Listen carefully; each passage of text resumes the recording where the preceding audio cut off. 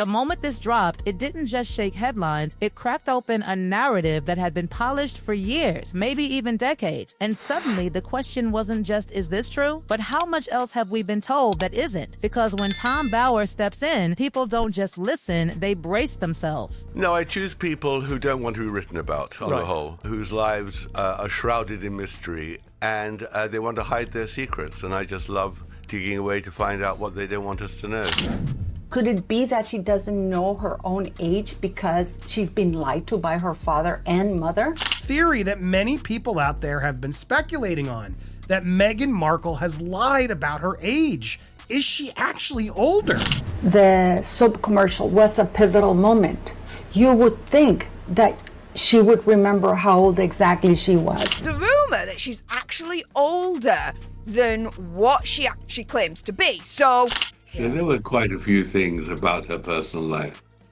I'll work them into another book, I think. How is this going to play out? To tell the truth, I spoke to very few friends of Meghan because she put a fatwa on anyone talking to me who she could. So I sent off dozens and dozens of emails to her friends, and most of them didn't even reply. Tom Bower's bombshell book, Revenge, Meghan, Harry and the War Between the Windsors, documents Meghan Markle's life from her early years through to her rift with the royal family. And there it was, like a quiet explosion disguised as a calm statement. A man known for tearing apart carefully constructed public images was now pointing directly at Meghan Markle and questioning something so basic, so foundational, that it almost feels impossible to fake: her age. But is it really impossible? Or is it just something no one ever dared to question out loud? Because Bower doesn't deal in random gossip. He has built a career on digging where others are afraid to look. And now, suddenly, the spotlight isn't just on Meghan's life, it's on the timeline of her entire existence. Many people out there have been speculating on that Meghan Markle has lied about her age. Is she actually older? Look closely at that moment. Confusion, hesitation, silence where there should be certainty. Why would someone appear uncertain about something as simple as their own narrative? Unless it isn't simple at all. Unless there are layers, hidden edits, rewritten chapters. And this is where things start to feel off. Because once one detail becomes questionable, everything connected to it starts trembling like a fragile structure ready to collapse. Tom Bower, author of Revenge, Meghan, Harry and the War Between the Windsors, the defining book on Meghan Markle's very brief history as a working royal. Revenge is a forensic assessment of Meghan's character and her ruthless ambition, cementing Bower's reputation as one of today's leading investigative biographers. On paper, everything looks neat. August 4th, 1981, early 40s. Clean, believable, easy. But whispers don't come from nowhere. They grow from inconsistencies. And suddenly, there are murmurs, late 40s, early 50s, timelines stretching in directions that don't align with the polished version the public has been fed. And here's the real question no one wants to say too loudly. If the age shifts, what else shifts with it? Career beginnings? Relationships? The entire story arc? No, I choose people who don't want to be written about, on the whole, whose lives are shrouded in mystery, and they want to hide their secrets, and I just love digging away to find out what they don't want us to know. And not a surprise here because, yeah, she lies a lot about her stuff. We've caught her in so many lies. Her own sister has come forward, her family, everybody is exposing the lies that she's been telling. Because this isn't just about a number. It's about identity, about how someone is introduced to the world. And if that identity was subtly adjusted during crucial career years, then we're not just looking at a small mistake, we're looking at a deliberate repositioning, a strategic move, the kind of move that can open doors in Hollywood that would otherwise stay locked. And suddenly it starts making sense, or at least it starts forming a pattern. So, is Megzy lying about her age? Well, when you Google her, it says right here that she's born on 4th of August 1981. And as of the release of this video, with today being her birthday, she's 42 years old now. But is this true?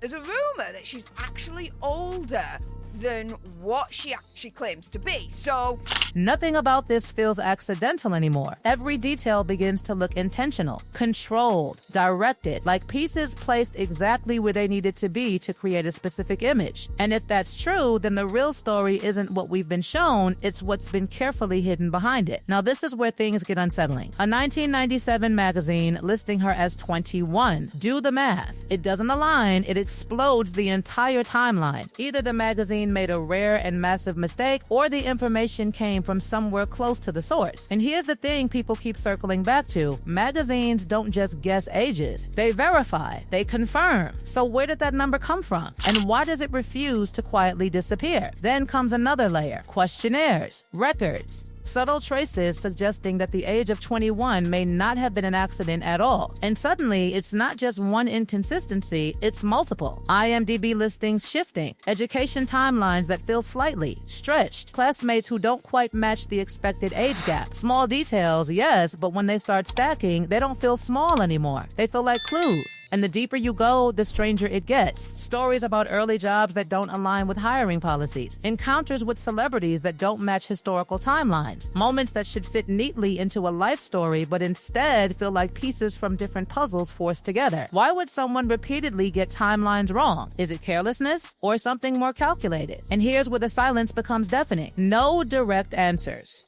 No clear denial, just a quiet wall. Supporters say it's strategy. Critics say it's avoidance. But silence has a strange effect. It doesn't kill rumors, it feeds them. It gives them space to grow, to evolve, to become something much bigger than the original question. Because this isn't just about whether Meghan Markle is older than she claims. It's about why so many details around her story seem to bend under scrutiny. It's about why each new piece of information doesn't settle the debate, but intensifies it. And most importantly, it's about what happens if this is only the beginning. Because if Tom Bauer has opened this door, what else might be waiting behind it? And maybe the most unsettling thought of all is that the truth isn't fully out yet. And just when it feels like the story couldn't get any more tangled, another layer quietly slips into view. One that doesn't scream for attention, but instead lingers like a shadow you can't quite ignore. Because this isn't just about a birth date anymore. It's about patterns, repeated adjustments, subtle edits that don't look dramatic on their own, but together, they start forming something much bigger, something almost impossible to dismiss. And that's where things take a darker turn, because now we're not just looking at inconsistencies, we're looking at behavior. Take the situation surrounding Archie's birth certificate. On the surface, it seems harmless. A name adjustment, a title replacing a personal identity. But why? Why would someone remove Rachel Meghan Markle and replace it with a royal designation? Yes, it's allowed. Yes, it's legal. But that's not the question. The question is, what does it achieve? Because when names change, records become harder to trace. Connections become less obvious. And in a story already filled with shifting details, that kind of move doesn't calm the narrative, it intensifies it. Now zoom out for a second and look at the environment this all exists within Hollywood.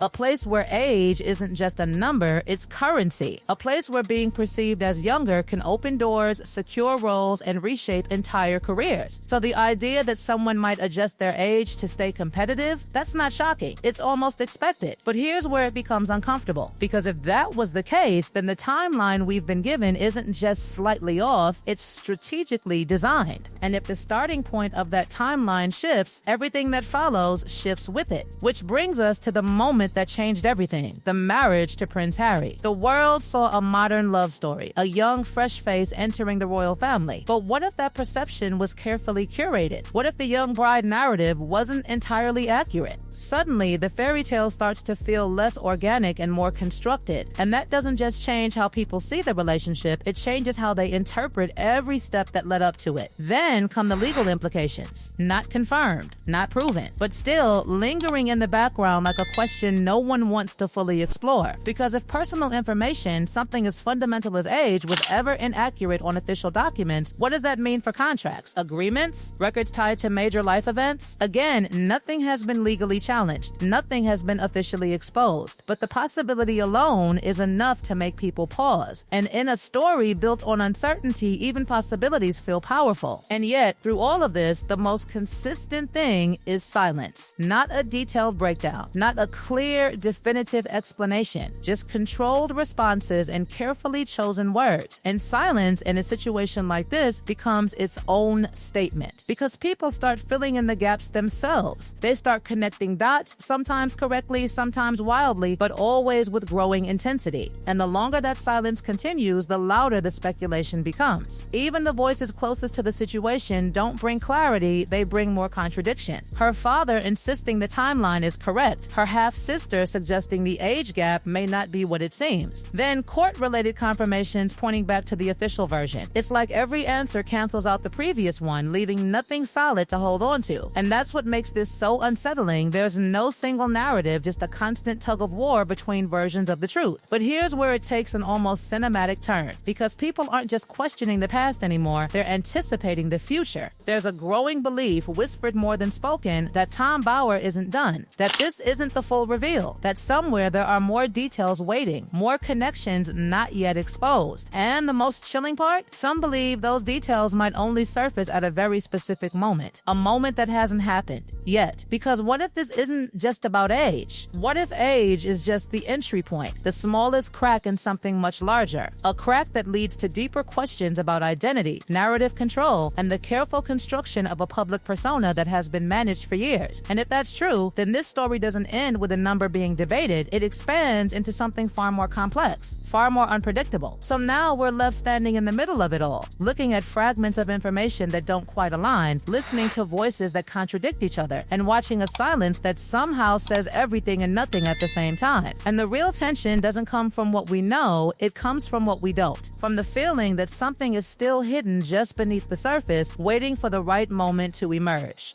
Because if there's one thing this entire situation has proven, it's this: the story is not finished. And whatever comes next, it might change everything again.